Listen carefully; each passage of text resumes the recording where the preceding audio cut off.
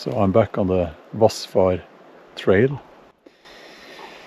Actually, we have been walking for 2 days, and we will go back home now.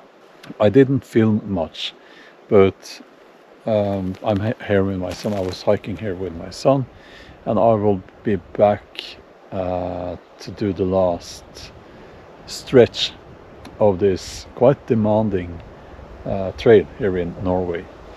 So the first time when I started, that was in May 2 years ago, I think it was 2 years ago, and I got into an area with lots of snow, and I had to get off the trail because the snow was up to my waist, and I was not prepared for that. I mean, it was May. Got back, started walking a bit north of where I left the trail, as close as we could get with a car, because where I got off the trail, I couldn't really park the car there anywhere close to that. So yeah, but anyway, I continued, climbed a mountain. They had ropes attached to the side of the mountain in parts there. So that was quite a demanding start of the hike. That was Tuesday, and then we slept in tents and continued. That was yesterday. On Wednesday we walked 25 kilometers. It was like this, except it wasn't this straight, it was up and down all of the time. And then after those 25 kilometers we arrived here at this cabin, a hiker's cabin here. I spent the night here. I was very tired, and my son too, very tired. Now I have proper mountain boots on me, if you can see that.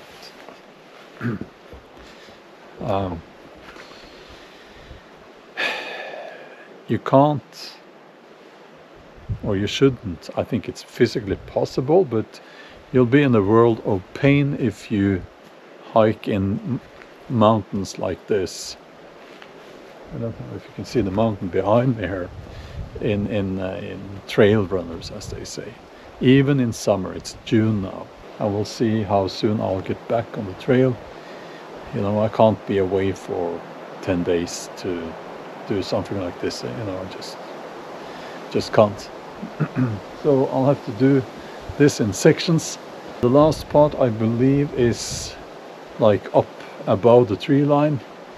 So yeah, can you see the mountain there behind me? Yeah, but anyway, very demanding. First day we had to help a woman who had they were walking. 2 women walked past. The minute after, they yelled out help, and one of them, she slipped and she broke her leg. So we did what we could, and a helicopter flew in and all of that. Very demanding. This is very demanding terrain.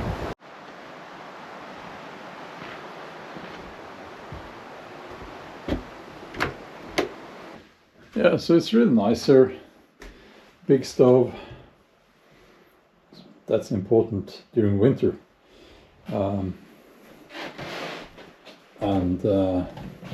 Yeah, you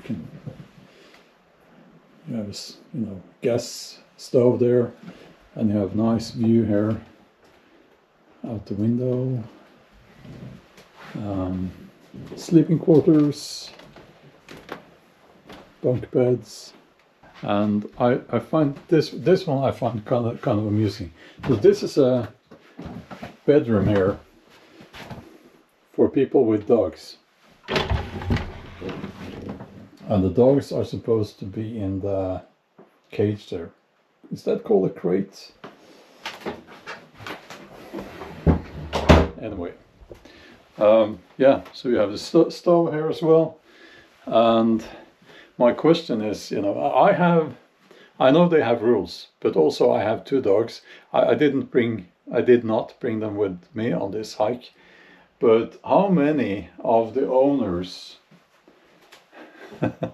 who come here, they close the door, how many of them you think take the dog out and let the dog sleep in the bed with them? You have to bring your own sheets, you know, and all of that. I would say quite a lot of dog owners are doing that, you know. That's what I think.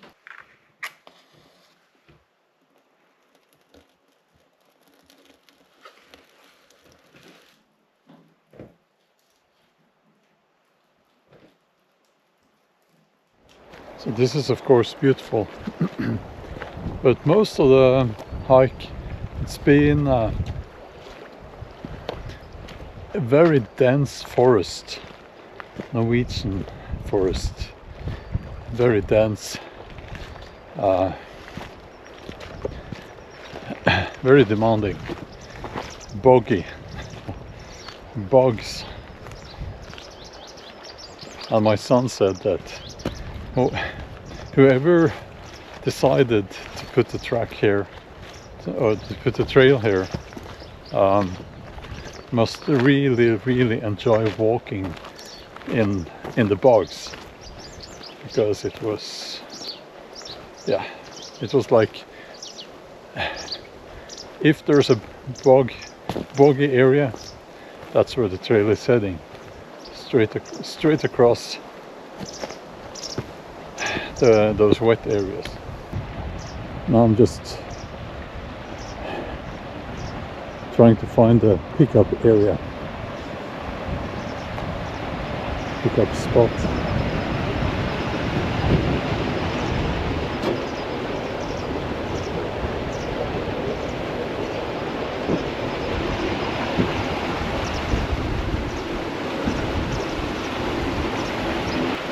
I have arranged for us to be picked up here, because this is it's a through hike. It's not like a loop. And then I will pick up my car at where I put the car and drive back home.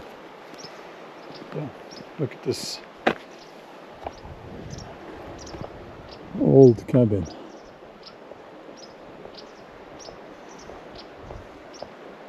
So this is an area where they did a lot of, you know, the timber was the big thing here. It says also on the sign that they would float the timber down the, I guess, down the river.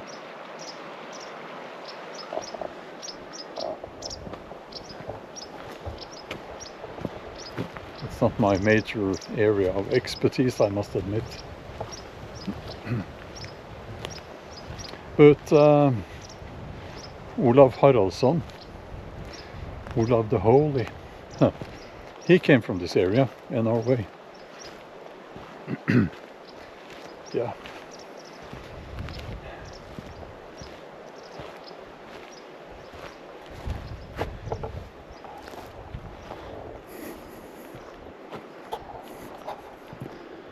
That's the pickup spot right there.